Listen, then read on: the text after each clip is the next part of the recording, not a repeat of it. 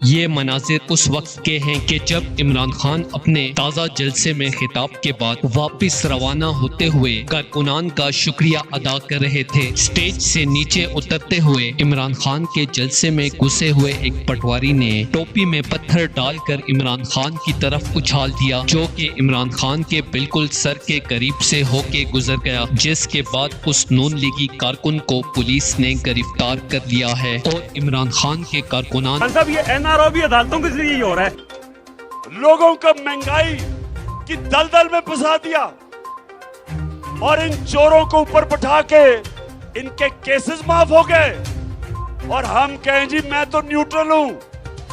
मुल्क तबाही की तरफ जा रहा है, कौम सब उन लोगों की तरफ देखती है, उन अदारों की तरफ देखती है जो इनको रोक सकते थे, इन चोरों को। और जो ये देख रहे हैं कि एक के बाद दूसरा वो इसहाक डार आ गया, जान भी कुर्बान करने के लिए तैयार हैं। अगर आप इस बात से एग्री करते हैं तो इस वीडियो को दिल से लाइक करें और अपनी राय का इज़हार कमेंट सेक्शन में दें।